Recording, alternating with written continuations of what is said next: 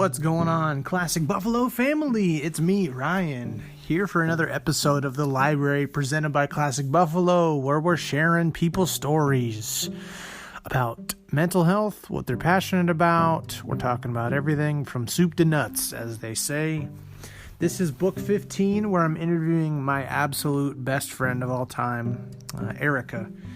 I was in her wedding a couple years ago. She has meant a tremendous amount to me in my life, and I couldn't be more happy to have her on the podcast. So without further ado, let's listen to me talk with my best buddy.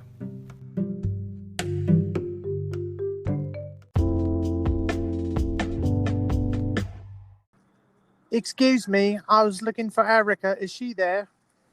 I don't know of who you speak. I'm just a lonely little porridge boy who just walking down the street. I'm not supposed to talk to strangers. Bye. Hi, Erika. Hi. Welcome to the Yeah, podcast. man, there was this weird kid that was here trying to give me some porridge, but then he ran away. It was weird. Hi. Yeah, sorry. So, I'm super excited to have you on. Oh, Did you know that? no, not till you said it. Yeah, it's you're one of my favorite people in the whole wide world. Oh my goodness. Aw. Yes, Sweet. it's true. Well, good. That's what I strive for. We've gone through a lot over the last 7 years. Mm-hmm. So I figure we should talk about it. Yeah. Do you think? Yeah. Maybe. Sure. Possibly? Yeah. It's been 7 years, right? I think that is the consensus. Yeah. Yes, because it was 2012. It was like spring of 2012. Yeah. So I mean, 7.5. We're probably like rocking 7.5, like at this point, probably. Right. Let's start there, like how we met and stuff. So, well, first of all, if you reach 7 years, it's like you'll be friends forever. Yeah, you told me this, so I'm just gonna believe you. It seems legit, and I think I've heard it. I think I've read it on a meme, so I think it's right. Yeah. Right. So 2012, we are seniors in high school. People thought the world was and not really. They didn't really. Yeah. And then friend you on Facebook. Mm-hmm. And like a bunch of people were just messaging, and then I remember our conversation was something about, like, I know the only like major one I can remember is your open house, closed house. That's like the one conversation we had.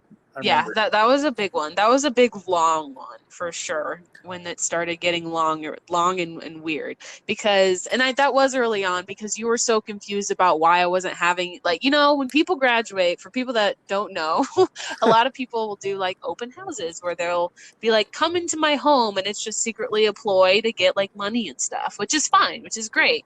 I was just like, my circumstance, my environment, that just seemed really weird for me personally to invite a bunch of people like to my home. Would just be really weird. I don't know. It's just kind of hard to explain. So I was just like, I'm not having an open house. And then it just became a joke of it being a closed house. Cause it's going to be a closed house that only I, and I guess my family will be in. And that's just how it is. That's how it went. Yeah. But then, of course, I went to your open house.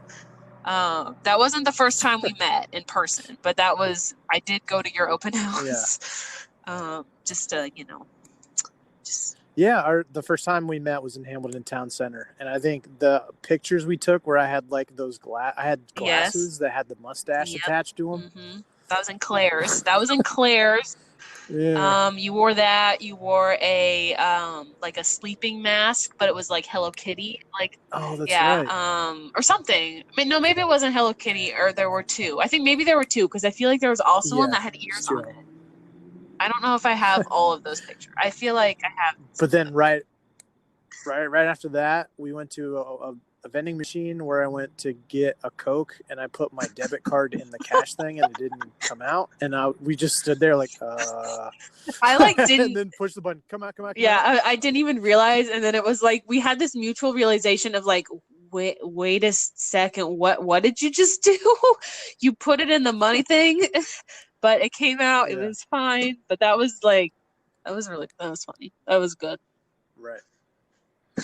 So one of my favorite parts of our friendship has been the ability to talk about anything, which is perfectly encapsulated by the fact that we started out in the intro about a porridge boy. Yeah. Oh, porridge stand. There was like one time I think we talked about what if like God was a frog or something like that, or like we were like walking around campus. Yeah, and that was like and, walking back to my dorm at one point. That we were just having. It was just like, I don't know. We just decided to like not talk about like real things anymore, and we were just like started speculating about things. And you're definitely the one that's like, what if something about like, I don't know, this or that or the other. And I was just like, well, yeah, of course. Yeah. Why wouldn't it be that way? Right. So we would like hang out a lot almost every weekend or something like that. Yeah, it ebbed and flowed. Watch YouTube videos. Sometimes it was like every week, and sometimes it's like, oh, it's been like 2 months. We should hang out. Right, yeah. Like, hey, are you still alive? Right, yeah. I mean, college, man. It's up and down. It's busy. We're like, yeah. Yeah. But we would like watch a bunch of YouTube videos, and you were into Yu Yu Hakusho, right? No, that's wrong. I'm an idiot. Yeah. It's what's the name? What's the name? Are we talking about anime? Yes. Yeah. Okay. Yeah, that is. Yes. That's Inuyasha. What's your relationship with cartoons?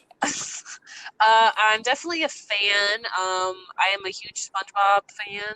Grew up on the Bob. There's a lot of really great like Nickelodeon like cartoons. Like big fan of SpongeBob. I mean, don't get me wrong. There are some episodes that are like not good, but then there's like some really great ones. Big fan of Fairly Odd Parents. I think that's a really good show. Really good.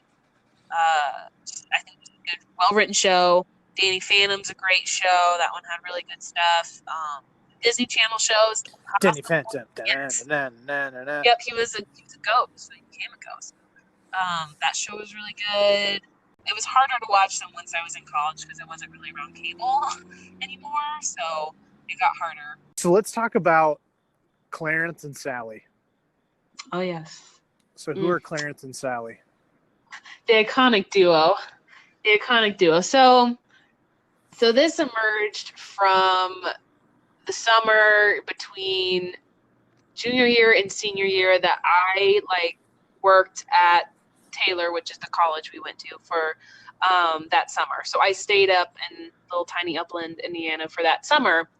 And you like visited me there. You were like on your way to do like you had like a trip thing. That was to Boston. Yeah, that was when I was going. I was stopping by to go to Boston. Yeah. So I think I was like I probably was bugging you to like visit me at some point, and you had this trip, and you're like, well, I guess I could do it then, probably something like that.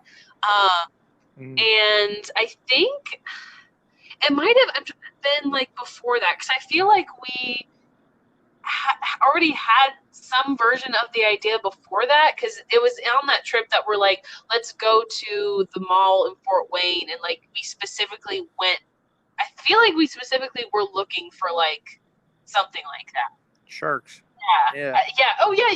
Okay. We had met early on in Facebook chat, which I haven't tried it in such a long time, but you used to be able to make a little shark emoticon appear. And we would call him Noms. Like that was Mr. Noms or whatever. So it started with there just being like a shark thing. It just became like a thing for no like real reason other than the fact that we could make it in Facebook chat. So we wanted to bring him into the real world, but not in a real way of like we weren't going to go like find like real sharks. Yeah. We were going to respect them and their natural habitat. We're like, that's like the version of animals that are like you're allowed to play with not the foreign, but the wild animals. So I think with that in mind, we wanted to do that. So we drove to the mall. We drove like an hour to get to this mall, maybe 45 minutes, whatever. We finally found, a store, had cute little sharks in it. And so we each got one. And I'm trying to remember, I can't remember. I think you're definitely, the one that was like, named both of them. Like you're like, his name's Clarence. Yeah. Spelled like clearance, just for, just because why not? Yeah. I don't think there's anything more to it than that. I think it was just like. No, It's no. like the first thing, that came into your head, and then from there, rationally, it was then going to be Sally, but spelled like sale, like an Yeah. SALE sale. So then Yeah. Clarence and Sally were born into the world that very day. Yeah. Um, Yeah. And those are my favorite parts of our friendship is Clarence and Sally, because and then we actually made a movie of it, like them. I was hoping you would bring that up. Yes. Yeah, we made like a 6, 7, or 8 minute long like movie on their escapades at Clarence's apartment. Yes. You need to like send that to me. I need to own the copy of this. You need it. Yeah, good point. Well, it's on YouTube. It is. You posted it to YouTube? Maybe you did. And I'll send you the link. But so one of my favorite parts of Clarence and Sally is that it completely encapsulates our friendship, like in a whole. Where for me, almost my whole life, like growing up, I was able to be pretty innocent and goofy and stuff like that. But like for a while, it was just kind of shoved to the background. Clarence, I think I talked to my counselor one time that like my inner child is channeled through Clarence, because I even have a different voice. Like I voice Clarence and stuff. Oh yeah. And that like he's like my inner child, and that like he it's like almost like what's it called, a therapy animal or whatever. Sort of sometimes. Uh-huh. Yeah. And I don't know, I love Clarence and Sally just because it not only is it like just a memento for our friendship and stuff, and it's just a cute thing, but it also like really practically like helped me.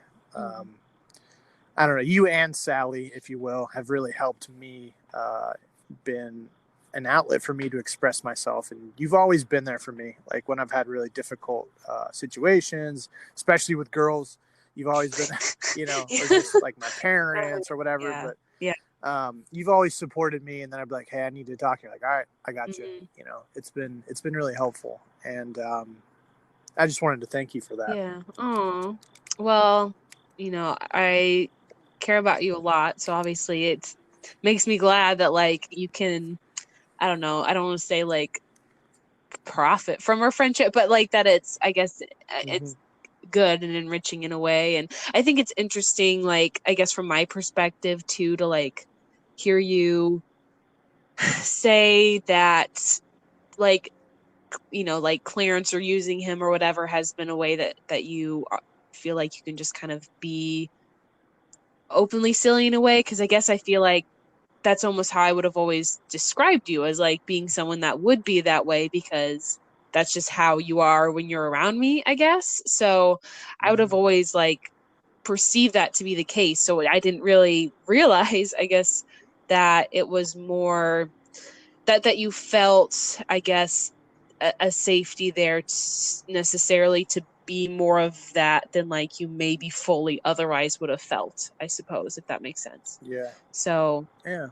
I mean, I'm glad that, you can have that, because I do think that's important. And I think it's important that like for everyone that they can have a way that they can just have fun or like be silly. I think that is an important thing to, try and weather, the bad things in life, I guess, too. Not to say that Yeah. you like that those things are diminished or that you ignore them per se, but like a way to still find like the humor and joy in like situations as well, and like how to balance those in the midst of other things. Yeah. It's really good. So It's really good. Yeah. I mean, it's just your friendship has meant a significant amount to me. And so that's why, like I said towards the beginning, obviously, just it was important to put you on here because our relationship has helped me. Like when just shit hits the fan, I've been having trouble with girls. I've been having trouble at home or whatever. It's like, I know I got Clarence and Sally, I can just go goof around, or like we can just go do whatever. It's been really helpful, but it's helped me embrace the child in me and say like, that's okay. The fact that you like cartoons or anime, or that you like want to goof around and talk about random stuff, like I didn't have that with anybody else previously to our friendship. And yeah, it's nuts.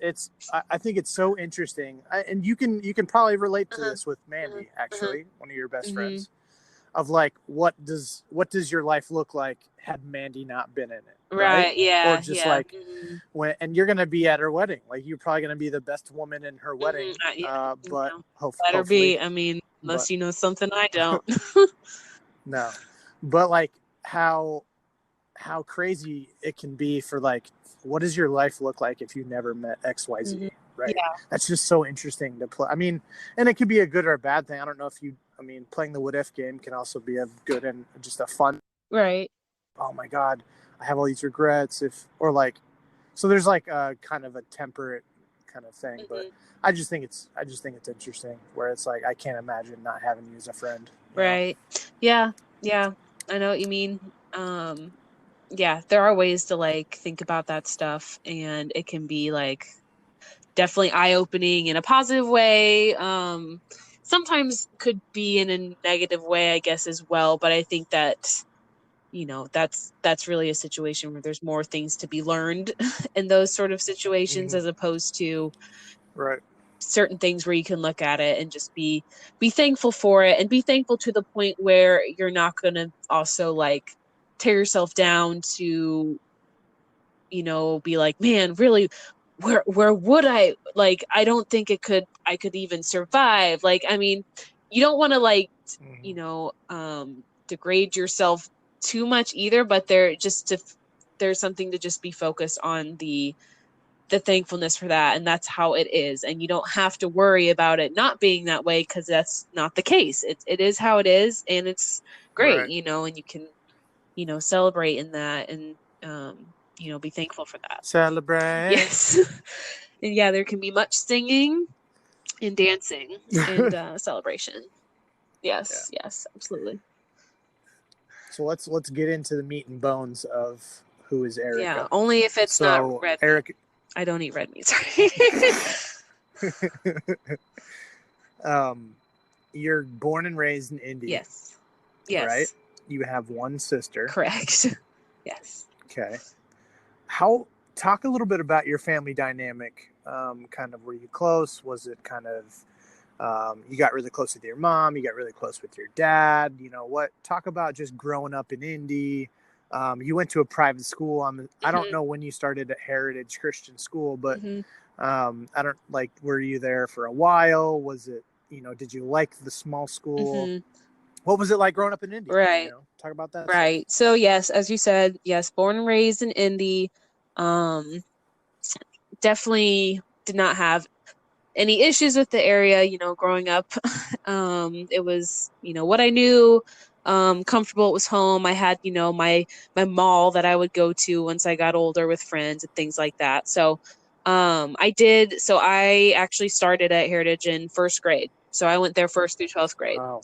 Um, Prior to that, like my preschool, was like the same place that I did like summer childcare, like when you're younger, and my parents worked full Yeah. time. So when we were younger, we needed to go to essentially like a daycare, quote unquote.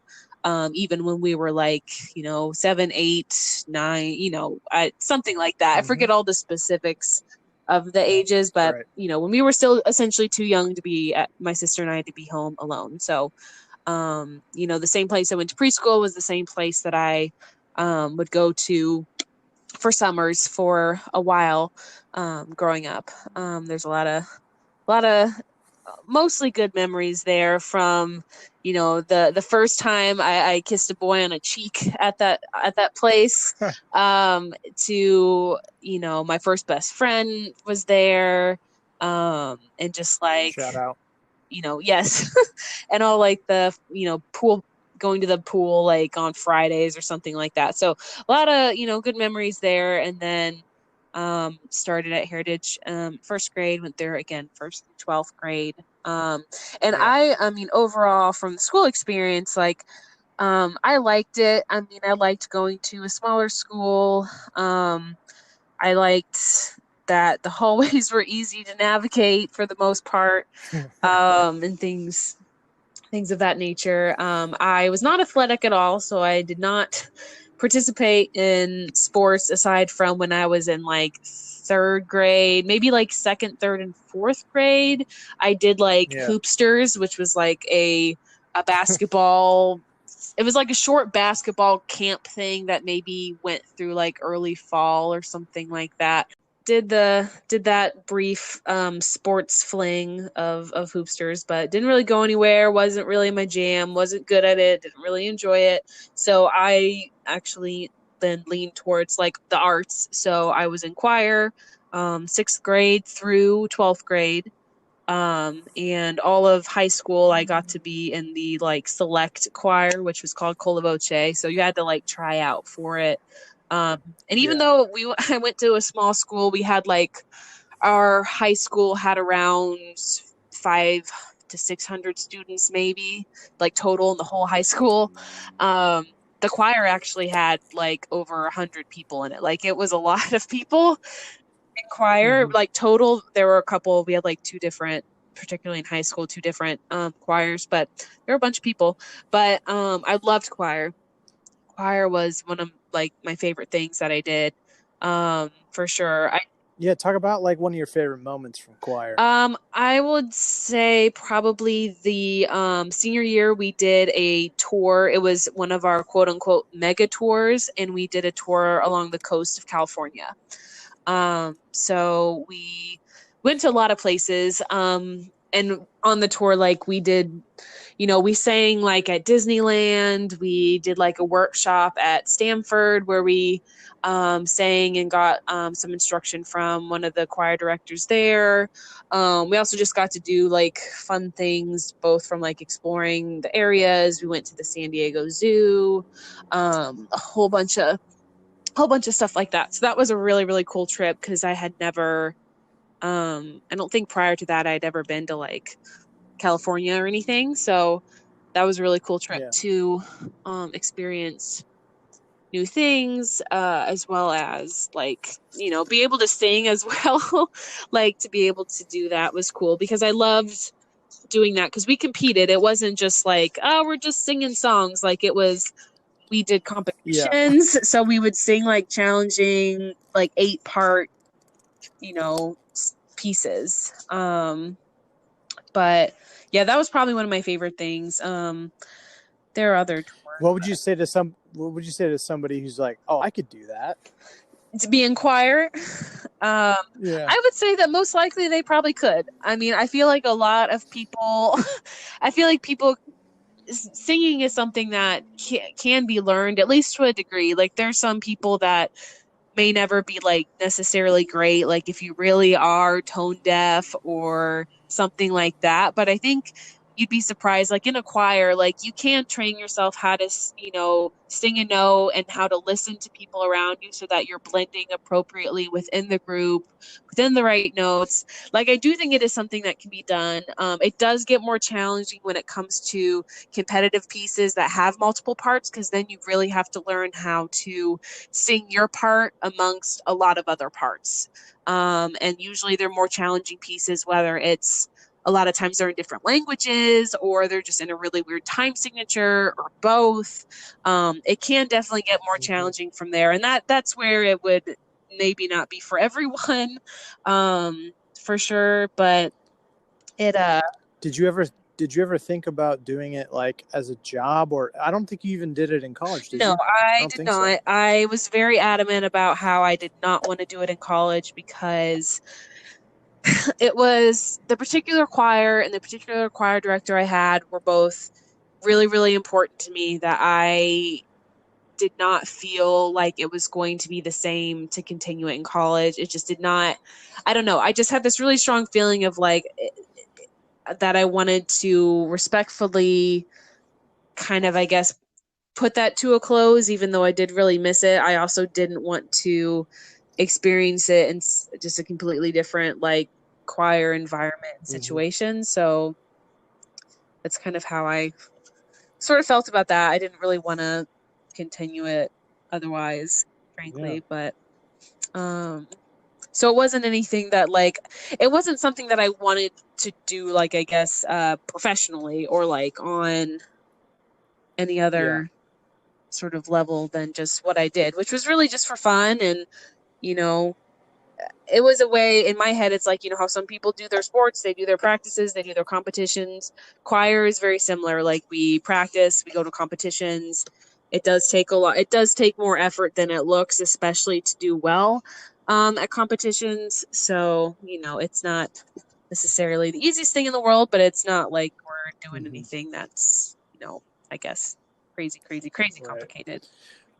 Was there kind of like what made you get into choir? Was there like a deep love for music? Was there just like I'm actually kind of good at singing and I like to do it, or like was there any deeper meaning, or just kind of like I just like to do it? I think probably a combination of things. So my sister was in choir, so um, she very similarly, she actually was able to start. They briefly had like a small choir that at one point you could be like start in like in fifth grade. But of course, when I was in fifth grade, they didn't have that choir, so I had to wait till sixth grade so I could start. So I think a lot of it was the fact that she was also in it.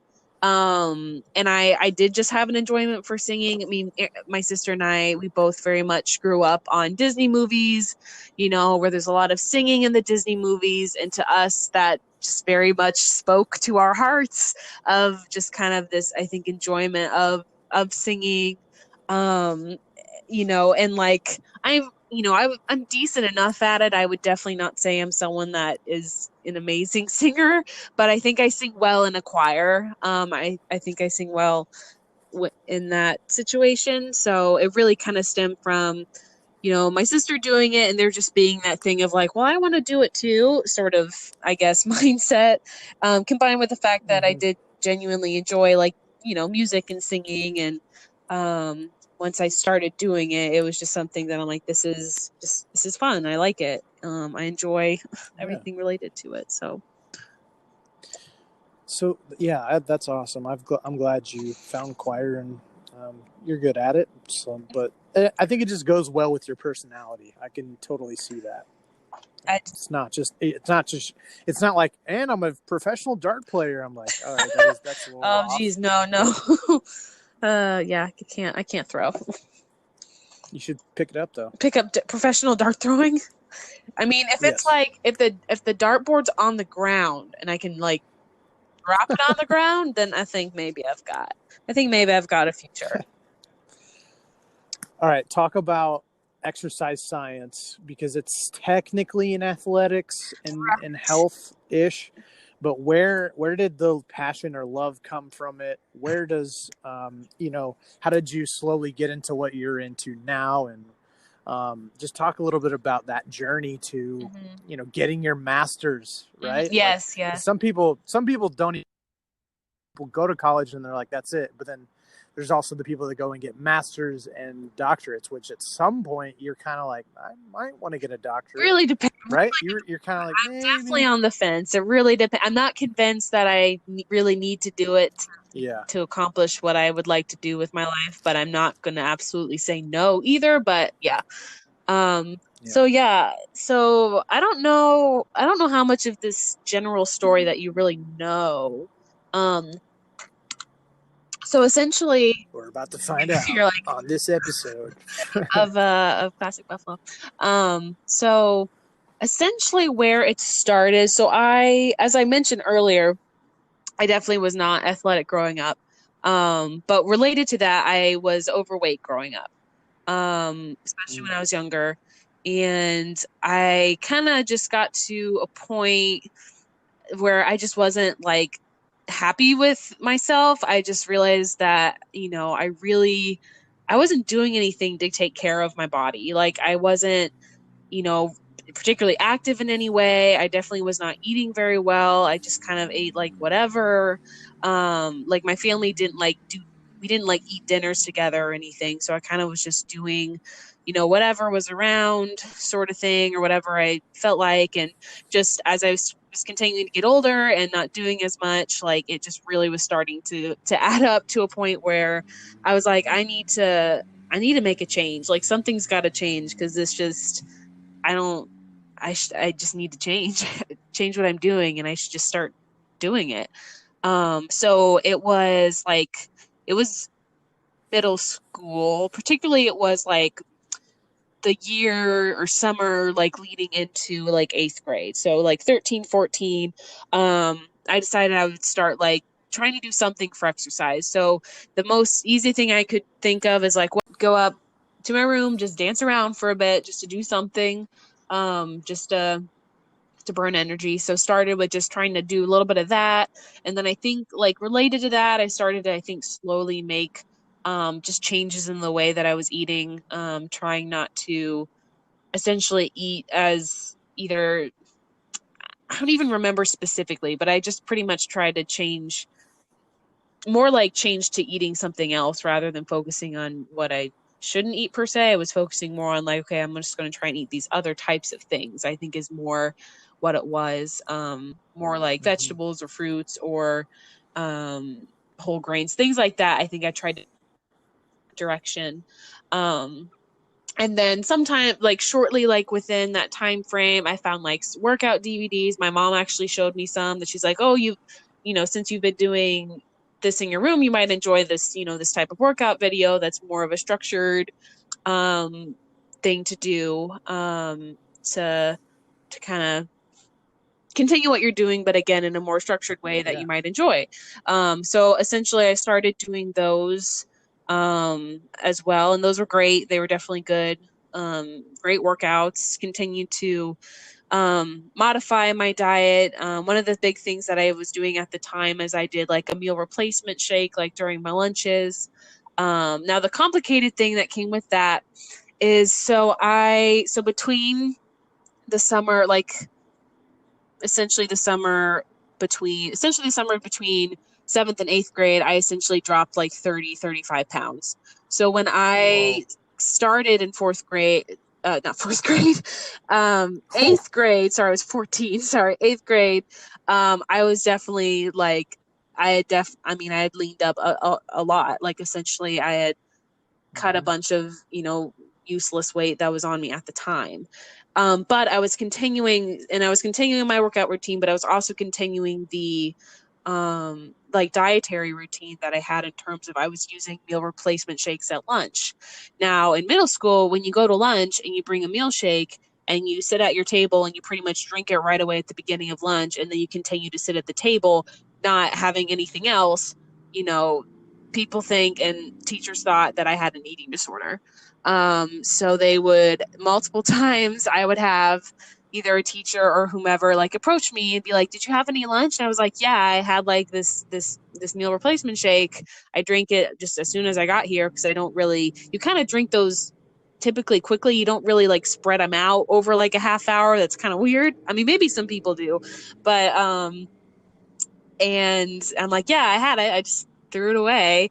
And they're like, well, there are a lot of questions. Or someone asked me, they're like, but do your parents know you're doing this? I'm like, yeah, my mom does. I'm just Mm-hmm. like, I was so like, why Yeah. are people upset? Like, what is the problem? Like, I really was just Yeah. like, what is the problem? Like, why are people making me feel bad about what I'm doing?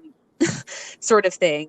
And they actually like, they called my mom at one point to tell her what was going on, and my mom was very much just like, yeah, I know what she's doing, she's fine, like it's okay. Which I mean, I Right. can't, it's a tricky situation because ultimately I don't blame the teachers, etc. They were trying to do their job to make sure that this middle school student was not doing something dangerous, and that's middle school, high school is a Mm-hmm. very popular time, particularly for girls to potentially develop eating disorders. So I don't blame them, but at the same time, I'm just kind of like, man, it's so disappointing that like we can't that like younger people can't adopt eating habits and we can't just assume it's an eating disorder, it's just unfortunate. And but to some degree that's kind of just how it is because that's how common it is to assume that a young person who's Yeah. making certain changes, oh, it's probably because it's probably bad, like this is probably a bad thing, like it's probably this or that, and not just a decision to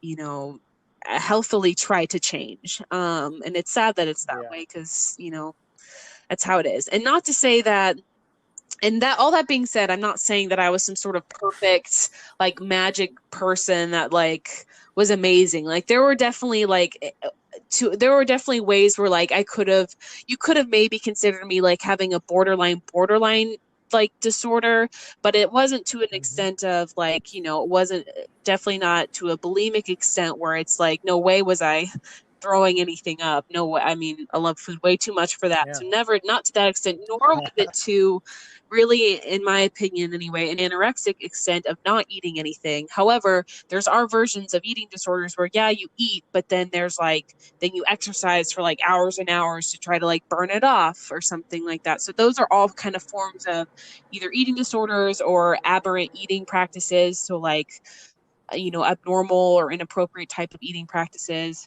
that Yeah. cannot be healthy. So in a way, it could have been that way.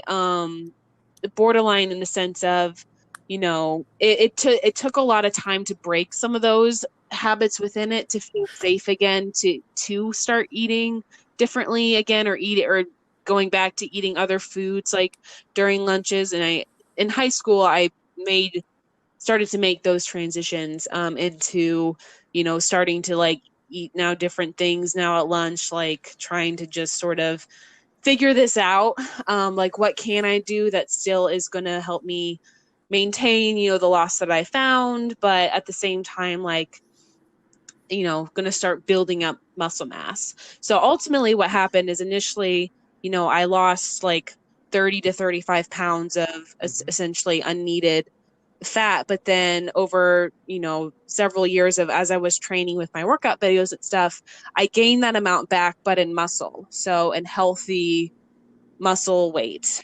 Right. So that was pretty much high school, really all through high school. Like my only exercise practice was just these workout DVDs that I typically did Wow. like 5 or 6 days a week. It was just, I put in one or two videos. It was usually a workout anywhere between like 45 to 55 minutes of certain workouts. Yeah, Mm-hmm. usually at least 5 to 6 days a week for a while. And then maintaining kind of the just changes in my diet that I made. And that pretty much did well to maintain the changes I made, as well as helped continue to like strengthen myself. So that kind of like started, essentially that was the start of like my passion and like in health and Mm-hmm. exercise, and just Yeah. how important it was and how important it was to me. And like once I got to college, that's where I started actually using like a gym. I didn't I very every now and then I would still use my DVDs if I was like too lazy to go to the well to a fitness center. I'd be like, let's just do a workout DVD today, I guess. Or if it was like, like frozen ice outside and I didn't want to leave or anything like that. Um, but that's when I started doing more. I started developing more my um, gym training, and then all of that related to the fact that really the only major that interested me at all was the exercise science major. So there was nothing else. For the longest time, I always had a huge dilemma of like, I have no idea what I wanted to do. In high school, I was like, I don't know what I want to do. I don't like anything. I don't know. And then I had this passion for my own fitness that developed. I'm like, well, this major seems kind of cool, like learning more about like this and like what it means. And I mean, I absolutely loved the major. It was great. It was a really good, really cool experience. I definitely was a little bit of an odd person out, not being like an athletic sports person. Not to say that there were people that were not, in Mm-hmm. sports within exercise science, but definitely a lot of people that were or had been or this, that, or the other. And I Yeah. was very much just like, no, I don't really care about sports at all. I just care about, people's health and fitness and all that Yeah. good stuff. And, um, you know, I have a bunch of yeah, questions if we yeah, can pause yeah, real yeah, quick. What?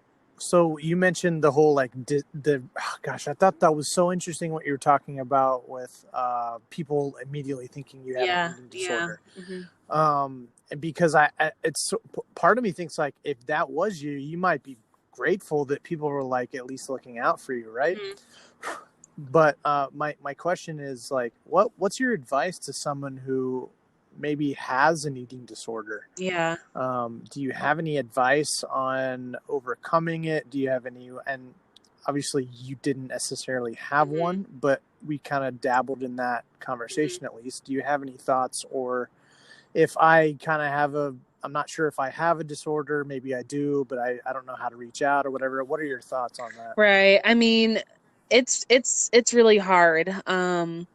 It's a really hard thing, and it can be a really scary thing because eating disorders can get dangerous really quick. You know, with eating disorders, I'm by no means like an expert. I'm not an expert on the topic. There's definitely other people that would be able to speak with this with a lot more intelligence, but it can get dangerous quickly. And sometimes what's challenging is it can be very challenging for a person to realize that they do have an eating disorder. And that's usually one of the first steps, is to trying to realize that and understand what that really means, and to dig into why these things could have happened, why these habits developed, why this thinking is that way. Which is, one of the reasons why, like, why teachers or this, that, or the other are like trained to try and look for those things, because a lot of times, it's not something that is necessarily absolutely recognized by the individual. But sometimes it is. I mean, I don't know how popular they are anymore, but at some time there would be, sites and whatever, either not necessarily chat rooms, but like message boards, or like environments, communities where like you could go and there would be people encouraging each other within their eating disorders and trying to help each other figure out ways to do it. Like, again, I'm not sure how popular that is anymore, but I'm sure it still exists, which that again is a scary component to it. But that's why, it is important to have people in your life that you can trust them to speak to you in a way where they care about you, and to try and get to the root of why behaviors might be the way they are, as opposed to just trying to right out say that you're just doing something wrong and you should just stop. Like, there needs to be, from the person who's experiencing or having the disorder, there does need to be communication, and not straight up accusation, I guess, in terms of discussing the disorder. So so the hope is that you can talk to someone close to you, or you can people who are close to you, you can trust what they say to you if they do approach you, to be like, I think you might have an eating disorder, and try to get into maybe why that could be true, and then to hopefully find some growth from there. But it's definitely, for some people, will continue. It's always like an uphill battle. Like, some people, there's just always going to be a voice in their head that they have to learn ways to silence that, or speak to that in a way that will speak positivity and truth into them. So when you changed your healthy diet stuff, did you face any is ostracism a word? Yeah. Like, I mean, you can were be you ostracized at all for, like, so you make this positive change, you're losing weight, you're probably feeling better physically, because usually it's both a mental and a physical thing, but did you ever feel like, oh, my friends aren't doing this? Like, did you feel kind of, did you feel kind of like, well, maybe I should just go back and be like them? Or they're like, oh, that's the healthy person now. Kind of, did you ever have to deal with that? Because after I started losing weight and eating like that, other people's bad diets became more like prevalent, or noticeable, like, right? yeah, Yeah, you noticeable. notice it. And Yeah, I was just like, whoa, like, it's just way more, just, I don't know. And then just like, yeah, that's why I was a part of it, because everyone around me yeah. Oh, was yeah. like that. Oh, yeah. It is. I mean, unfortunately, that's the Western culture in a nutshell. Like, I could rant all day about how the Western culture is it's hurting us. It's really hurting human beings in so many different ways.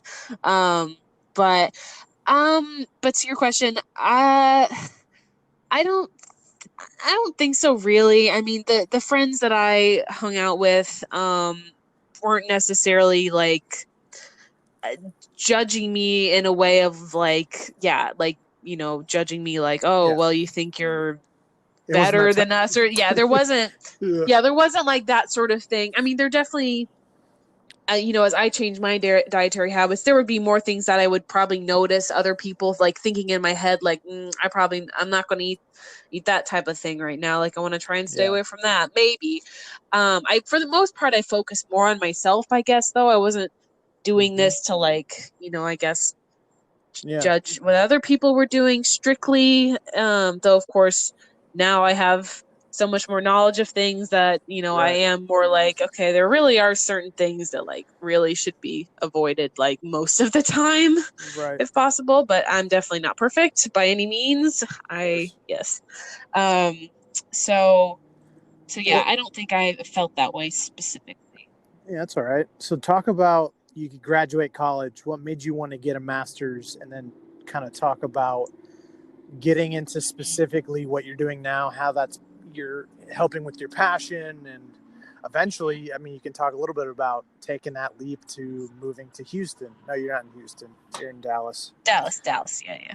That's What if okay. I would have Yeah. totally messed it up and I'm like, hey, I flew to Houston to see you, and you're like, oh my gosh, you are in the I wrong would be city. so mad at you.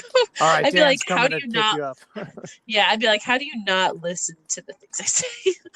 um, but yes, so okay, so yeah, college was a really, really good experience. I had a lot of opportunities to get involved in a lot of things within my major. From I did personal training, I got involved in a wellness group training, I got involved in research, both on the back end of working with the data as well as I got to be involved with a prison research study. So that's where all those opportunities in grad school really helped me grow so much as a person and a professional, and in my confidence to be able to do potentially things in this field. And a big thing for going into grad school was really just my advisor, Dr. Hayes. He very much encouraged me that he's like, he's like, you could do it. Like, it's definitely within the realm of something that you could do. I think you should do it. There's programs that will, get you tuition waivers, or they'll pay you assistantships. Like, it's more possible than you think it is. And he just really encouraged me and challenged me to do more, to not be afraid to dream, and to figure out what my dream was, and to strive for that. So he was a big influence on that, to where I decided, I was going to give it a try. I was like, all right, I'll go ahead. I'll give it a try. I'm going to apply to grad school. I only applied, though, to one program. I applied to the Ball State's clinical exercise physiology program because I had very specific specifications of what I wanted for a program. It had to be in Indiana. It had to have a tuition waiver, and it had to have an assistantship. And those were all the things that program provided. So I was like, hey, I'll apply to this program, and if I get into it, cool, great, it's meant to be at this time. If I don't, then I could just do other things, maybe try again some other time if it feels like it's what I should do. Yeah. We'll just see. So thankfully, I applied to the program and I made it in, which was great. They only accepted 6 people each year. Um, Wow. so made it in to that program, clinical exercise physiology program. And that was great. It was a 21-month program. So essentially 2 years, but there's a summer term between the first and second year. And that program was really great. I really enjoyed it. It was more focused on what my passion is with in terms of the field of exercise physiology, which you can kind of go, I mean, you can go multiple like directions with it, but very generally speaking, you could go more in a performance direction. Physiology, whether it is helping train people with their performance or help correct people to get back to proper performance, whether it's like a physical therapy or athletic training or something like that. You can kind of go the performance route, or there is more of the clinical aspect of it, in terms of looking at exercise as it relates to physiology in conditions of disease states, or disease individuals, both in terms of prevention as well as treatment, and that sort of aspect. And that's really where like my passion lies, is exercise as it relates to helping prevent and treat just every clinical condition. Like, it's the research is astounding, like how much exercise helps prevent and treat almost every single ailment. It's Yeah. amazing, and it's very important to me, and I'm very passionate about it. Yeah. So that's kind of the route that I wanted to continue on. So being in the clinical exercise physiology major in grad school was a program that I just really enjoyed, because that was a very big part of the focus of it, was learning how to do all these things, working in a fitness center to help our participants in that program learn how to improve, their fitness with that, as well as doing a year working in like cardiac rehab. So working with patients that do specifically have heart disease or pulmonary diseases, or even I did a Mm-hmm. rotation in oncology, so cancer patients. So all of that sort of direction. But one of the big things I both learned in undergrad as well as continued in grad school is I did really, really like research. Um, the just everything sort of involved with it was just a really interesting and exciting thing. So leaving my grad program, I was interested in both, working as an exercise physiologist or research. Those were my two interests.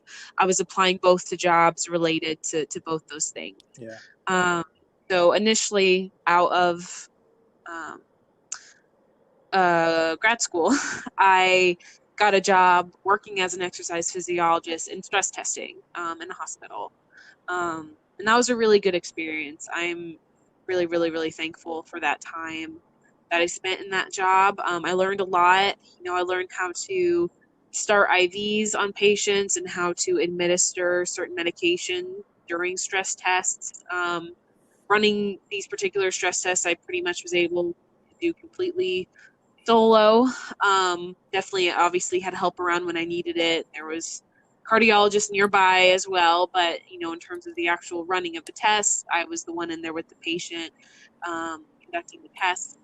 So learned a lot from that job. Really thankful. I worked with really great people. They were awesome people to work with. Very thankful for everything that I learned from them and everything that they did to help me in that position, and even on the position that I'm in right now, them helping me get there. So I was reached out to by my professor and mentor in my grad program, Dr. Harper. He reached out to me last, or I guess this like May-ish or so, some like late spring, early summer.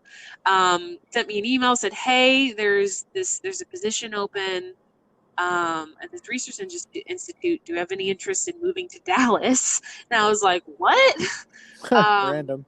and yes, but then I got more information and realized that it's this prestigious institute called the Institute for Exercise and Environmental Medicine. We just abbreviate it to the IEEM. It's a really good institute that releases a lot of great research. It's run Yeah. by Dr. Ben Levine. He's a great physiologist and cardiologist. I mean, he knows his stuff. So it was a really cool opportunity to work as a research associate within this lab, and specifically within Ben's cardiovascular lab. Um, so I reached back out to Dr. Harper. I'm just like, yeah, I mean, I'm interested in at least interviewing and getting more information. So, like, I reached out to Dr. Harper, and he got me in contact with Dr. Levine.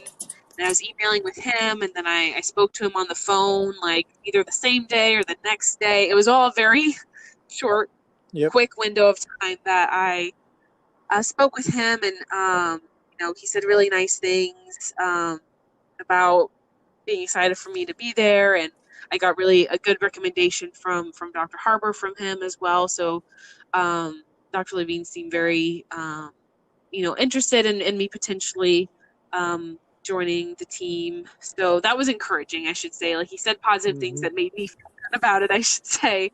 Yeah. So from there, I interviewed with a couple other people, the lab supervisor, one of the program manager. I interviewed with them, and then lastly, I did like this big Skype interview with like a whole bunch of the people in the lab. So met a bunch of people.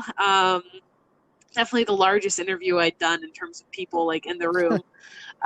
So then I met all them, um, which I thought, all went reasonable, but you never know. I mean, I definitely had interviews at that point that I felt had gone well. And then of course, they don't really end up the way you think they will.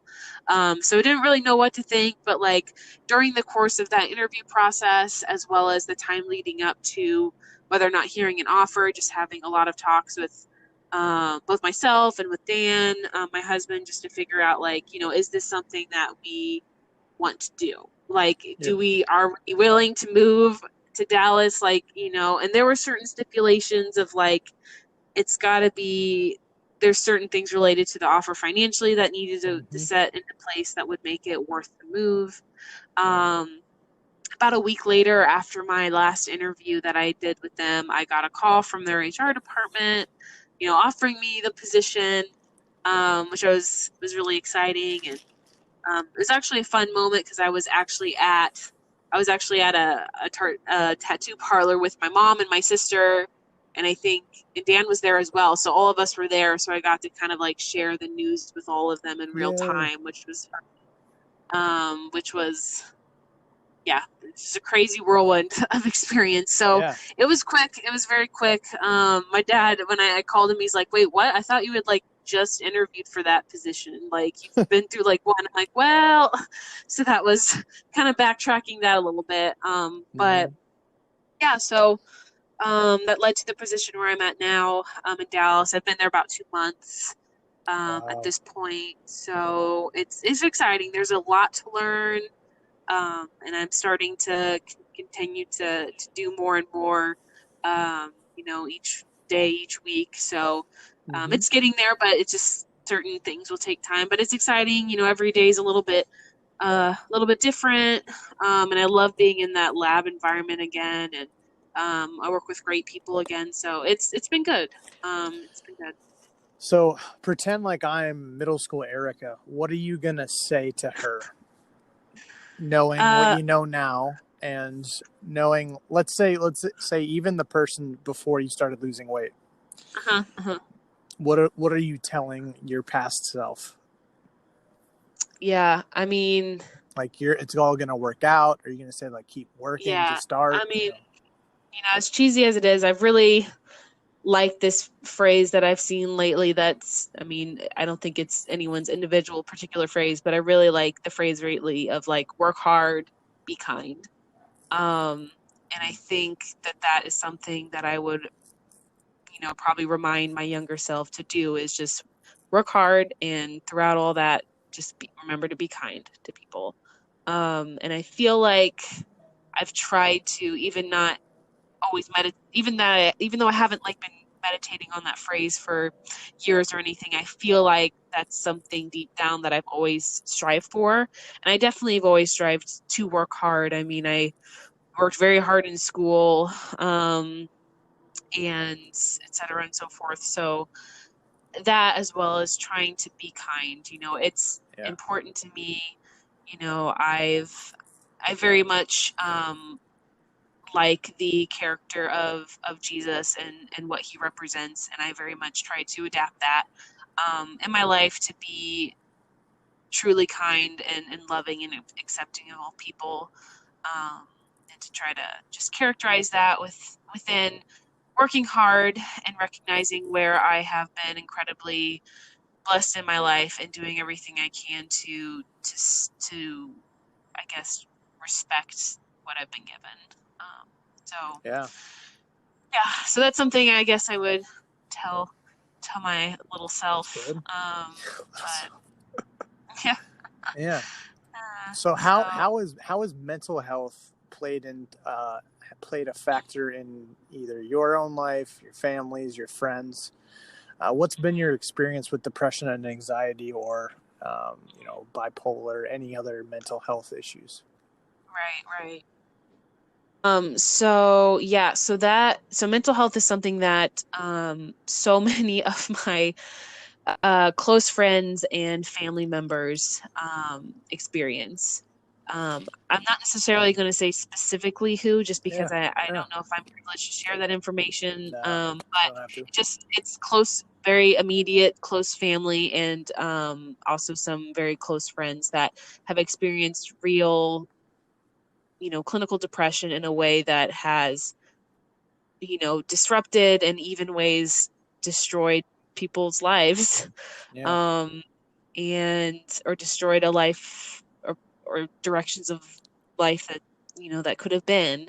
And I don't say that in a way to mean that there's hopelessness necessarily in that, or that there's no redemption in that. I just mean that in a very real way, of it is a very real thing. yeah. And it's something that, I have a tattoo on the back of my neck that's a semicolon tattoo, which was, I don't know if they're as popular anymore, but at one point they were a really popular Mm-hmm. tattoo. Um, they were geared a little bit more towards like suicide prevention, but still overall with like the umbrella of like mental health awareness. So Right. I got that tattoo along with a lot of these like friends and family members that experience real, depression and anxiety, just as a way to show that I am supportive of them, that I am here for them, that I understand that it is so much harder than it seems. Mm. Um, Can you I briefly feel, explain what the semicolon is for those who don't yeah, know? yeah. So it started, I think the phrase for it is the semicolon project, I think Yep. is what like you Yeah. can Yeah. Google and it comes up. So the concept being that um that in a story, a period is like the end of the sentence. It can be the end of the story, but grammatically, a semicolon means that there's more to the story. There's more to the sentence. It's not over. It's a pause, and there's more. So it's encouragement, particularly when it relates to Mm-hmm. suicide, but even mental health in general, that there's more to the story. There's more to you. Yeah. Don't, you know, trying to, let's hopefully not let this be the end of the story. Um, Yeah. It's a pause. It's just a part, but you can keep going. right. Um, but yeah. So it's something that over the years I've grown a lot in. Certain things have certain perceptions I think have probably changed in terms of, it really is, particularly clinical depression really can be a disease that kills people. Like it can Yeah. be, you know, it's not necessarily a choice. It can kill people. It only takes losing one battle, um, to take someone down. The battle that they win so many, and all it takes is just losing one, um, to Yeah. be on. So it's very real. It's very important to me. I feel like I have been so far so blessed in my life that personally, I have not struggled with depression or anxiety in really any sort of clinical way, Yeah. which I am, immensely thankful for. But just, it, there's times, when you look at your friends and family members that experience that, and just wishing that you could just take that away from them, and that you could, Mm-hmm. and the strength that you feel that you have, that you could like take it on from them, so that they could have like just like a moment of relief, from feeling the way that I get to feel, every Yeah. day. Oh, I'm sorry, buddy. No, it's okay. It's just, yeah, it's my heart Yeah. for it. Um, but I can't, literally do that. So I just try to do everything I can to be supportive and understanding, in those ways, and to understand things. And my experience with my friends and family that have those things, I feel like I've learned definitely a lot of patience with these individuals, because it's things are different, and there's good days, there's bad days. um, you know there's days where you have to not be afraid, to talk to someone, because they might be very negative on themselves, that day. um, there has to be, just some still support for them and love for them, and just meeting them where they're at, and realizing that this is a real condition, and it's hard, and every day they Yeah. need everyone on their side. Yeah. To just kind of keep I love your heart, Erika. You oh are such an awesome person, and you really care about people. And I'm so glad that other people have you in their life, and you've meant a lot to me in my own journey through suicide, anxiety, and depression. And yeah to hear you be emotional about just how you care about other people, it means a lot, because I know it's just your heart really feels the pain of others, and you really want to help. And um, I, as a collective on other people's behalf, thank you for oh, being such an advocate, or just having such a heart and such a desire to be there for people in just any way that other people need. So I don't know if you haven't heard that recently. I just want to say thank you. So oh yeah, I appreciate it, sure, for sure, but it's, yeah, I just, you know everyone everyone matters, and everyone should deserves to, feel like they matter. So yeah, it's it's, really good. you know, just trying. It's good. But yeah, so It's good. I did kind of going a little bit long, but you've been. Let's see. What do my notes say? What do my notes say? Let's let, let's do. Yeah. So I have one last question, and then we're gonna do okay. our quick five fun questions, and then we're gonna do our positive affirmation thing that I've been doing with Okay. people at the end. So my last question is, what is something that you do practically for other people that are struggling, having a difficult time with something or whatever? What is something that you would recommend to people who are supporting those struggling with mental health issues?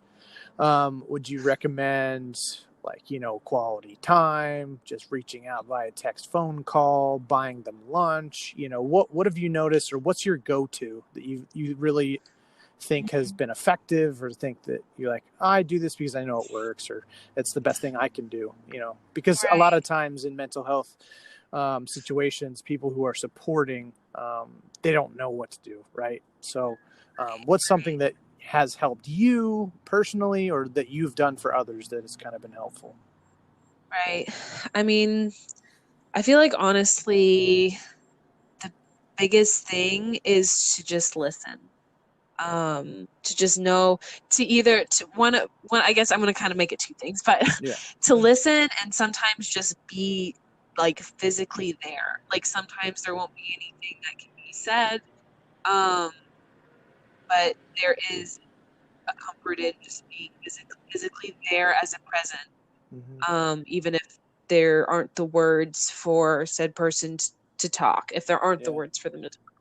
Otherwise, the other thing is just to really, like, listen to how they feel, and not be focused on trying to tell them how they could just feel better if this or that or the other. Sometimes it's like, yeah, maybe you can say something like that, but really just start with just listening where they're at, and just being like, yeah, it's I'm sorry, you're Yeah. right, it's bad, it's, just be there and listen, and sometimes just be present, and then if they want to talk, then you listen. If not, you're just kind of Yeah. there, just Yeah. there to be there. That's great. All right, let's do our fun five. Okay. Okay. What is who plays you in a movie of your life? Yes. I would like Emma Stone to play me. That's good. Does she speak in a Yes. British accent or does she I'm, speak? I think she definitely can. She definitely can. Have you seen Easy A? She's hilarious. What So movie? that's really what I want. Yeah, it's a movie. It's a movie. It's a great movie, and I highly recommend it. She's in it. It's like a play on the Scarlet Letter. It's a good. It's a Oh good. my gosh, I'm thinking of the person who's in Harry Potter. Oh, Emma Hermione. Watson. Yeah, Yes, Emma that's what. Watson. She could, Oh, but well, I I'm think. an idiot. I like Emma Watson, but she doesn't have. I don't think she has the level of humor that Yeah, again Emma Stone can bring to this shots conversation or shots this fired. character. This Yes, character that is me. yes, the Uh, characterization of me. I have a guess who this is, what this answer is going to be, but I'll see Okay. if I'm right. You get Yeah. to go to dinner with anyone, and it can be one or two people. Oh. Wonder what your Just answer is. and you can bring Dan. It doesn't matter, but like let's just say you and Dan get to go out for dinner with anybody. Okay. This is a hard question. Actually, I wonder what you think my answer is because I'm like, what is my answer? I'm guessing this is like dead or alive, like no rules or whatever. I mean, alive. Let's do that. Okay. You know I think what I've said to this question before, which I think I would still maybe say is which I bet is not what you are guessing. Julie Andrews, actually. Yeah, that's not what I guessed. Yeah. She's someone who I think would be fun to Who's meet. that? She's in Sound of Music. She plays Maria, Oh, the main character. She's in Princess Diaries. She's the Queen of Genovia. She's Mary Poppins in Mary Poppins. wow. Uh, she's in other stuff, but yeah, she's Yeah. great. Julie Andrews is a treasure. I was gonna say Rhett and Link from Good Mythical Oh, Morning. yeah, that would have been a good one. I got to meet them though and Yeah, chat that's what with I them. was saying. I was like that one, and then the branches, Mike Mason, Oh, the Mike, branches. yeah. But I mean, I hang out with them when I get to see them. Well, hang out by that I mean I say hello, how are you, and Yeah, we chat. I should just say that, I guess. which I guess that makes sense. Julie Andrews, she sounds pretty cool. Plus, that's somebody you haven't met, so that makes sense. Yeah, yeah.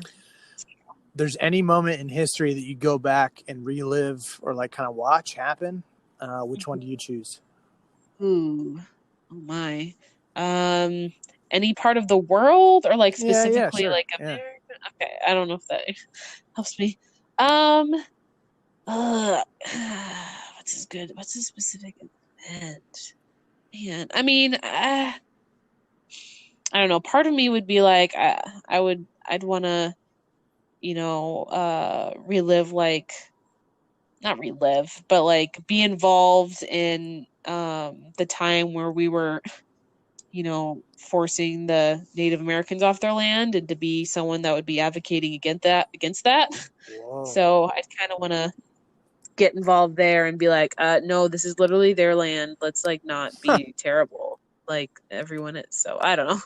I don't know if that's That's a good interesting. answer, but it's kind of something that I'd like It's to. your answer. It doesn't have to be good or bad. Yeah, I guess yeah. What? Let's see. 1, 2, 3. Oh, what's your favorite part of yourself, physical or mentally? Doesn't matter. Oh boy, that's such You a have hard great. You have question. great elbows or something. I don't think that's true. I don't know.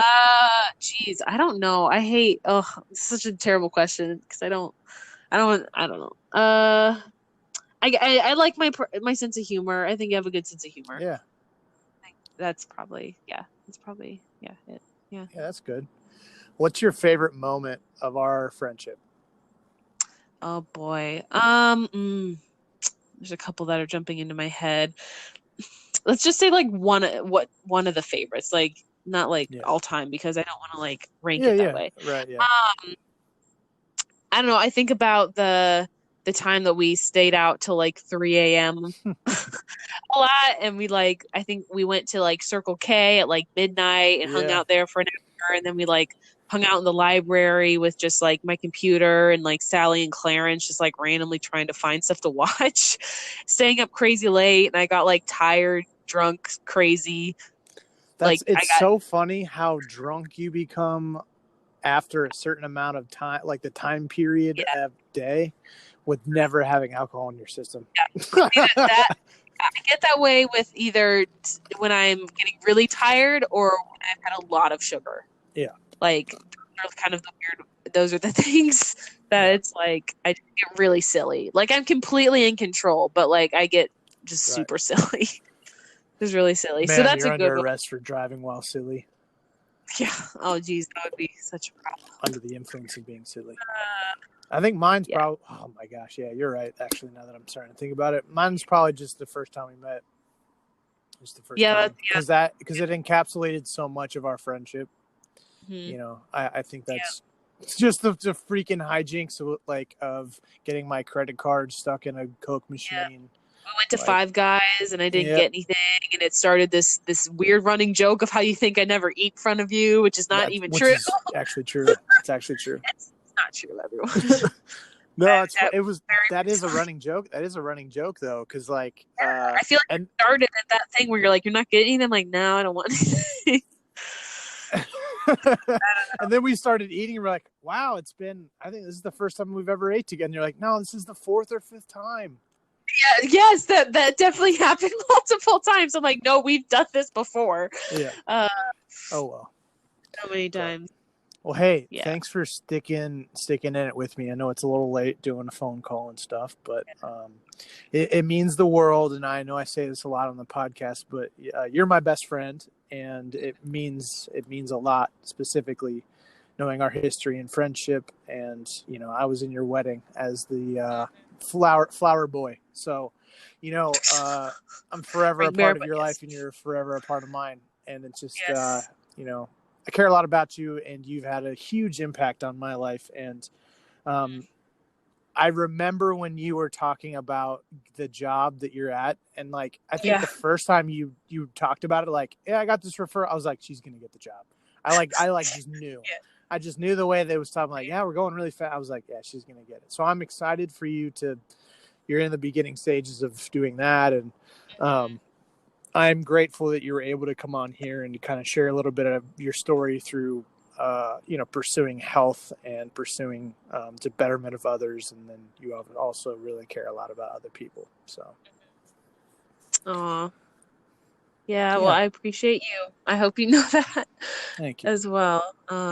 And you're one of my very best friends, and I'm very, very thankful for our friendship. It's also meant a lot, like so much to me. It was definitely really, really, really nice in school, and I think it helped navigate that well for me. And there's just a lot of things I'm just really thankful for our friendship. So yay. Cheers.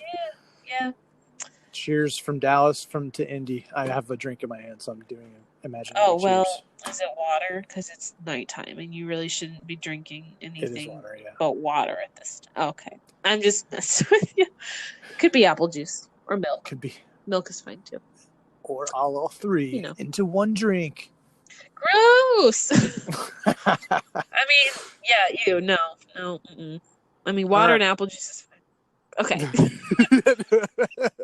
No, it's all good. Well, hey, thank you so much for being on, and it won't be the last time. So. Okay, good.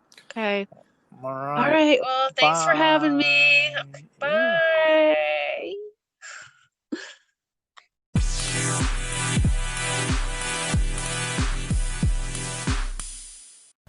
Hey everybody, this is Ryan from the Classic Buffalo Podcast. Wanted to take a second to talk about Anchor, how I'm actually making this podcast happen. Super happy that I'm partnering with them. So, Anchor is actually the easiest way to make a podcast. I've done my research. This is basically the best way. I promise. It's going to give you everything you need in one place for free, which is the best part. It's going to have tools, so you don't really need a fancy schmancy recording guy. Anchor's going to be helping you out there, and then they're going to distribute the podcast everywhere to Spotify, Apple Podcasts, Google, everything. And then you can also make money with basically no minimum listenership, which is kind of rare. So hop on Anchor as soon as you can. Thanks.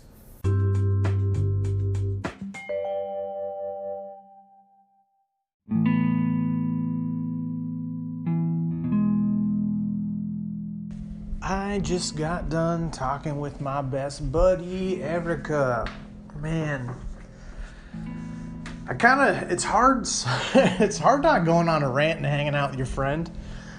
Just because, like, a part of me would have just, if I wasn't paying attention, we just would have just, catching up and talking about random stuff, because that's just what we do on the phone. And next thing you know, we've just been talking for a while. So it was a little hard, I think, honestly, for myself to kind of stay focused and try and steer the conversation in a natural way to talk about mental health and her story and stuff, without just being like, just pretending like it's a normal phone call, because it kind of is. I mean, that's really what we want the format of the podcast to be. But anyway, Erika was wonderful.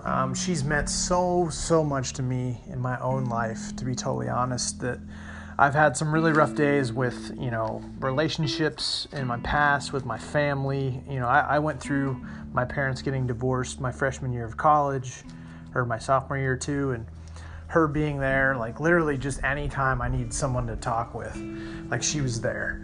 The late night conversations, one of my favorite parts of Erika is just is her ability to adapt to whoever she's around and make them feel welcome, or to be their childish self, or to be their goofy or fun self. And she is unabashedly, herself, and she loves others. You can just tell, again, from our conversation, just how much pain that probably a lot of people around her have experienced, and she's just been there, and she hurts because those other people, are hurting. And, to be honest, I'm probably one of those people that she had mentioned, with me dealing with so much anxiety and depression and being at death's doorstep myself, on top of the other people she was mentioning. But it's just secondhand trauma is what my counselor was talking about with me the other day, and how you are re-experiencing trauma that other people tell you about, or you also see it kind of when you watch TV, when you get invested in a character and they die or something like that. You can see secondhand trauma, or maybe not third-hand, I don't think that's a thing, but just that kind of thing. You can see that a lot in people who get emotionally invested, become the homes or centers for emotional release. Basically like, you're a person I trust, here's my stuff, I'm going on, and then they just become a bank or a vault that just kind of stores those secondhand traumas, and it can be debilitating sometimes. But it's one of my favorite parts of Erika, is that she's just able to be there and just listen. And I think she did a really good job of what she said to her past self about working hard and be kind.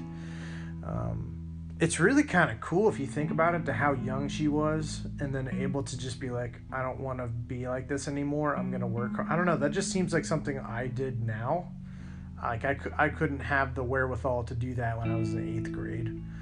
I don't know about you, but I was like in survival mode, trying to I had just moved back to Indy, and or not back to Indy, but I just moved, and so I wasn't even focused on, like, how can I make this situation a little better? I've gotten my ground now. It was like, I have to establish a ground. So I think that was so honorable for her to do that. And I also and some of you, it's kind of hard to encapsulate someone's story, so we can only do our best. But I've had 7 years of knowing Erika and knowing how hard she works. It's so funny. One of my favorite things when we graduated was that she had a 4.0. I had no idea. Like, I knew she kind of just cared about her studies and stuff, but, like, just casually under the radar, had no idea she graduated, like, in the top of our class. I thought it was just so funny how I just had no idea she had all A's, 4.0, graduating the top of our class. And it was just like, never came up in conversation in 4 years. She just works so freaking hard and then gets her master's like it's nothing. And just kind of, she got into some type of internship sort of post college, and Yeah, the second she was telling me about this other job that was opening up, like, I knew.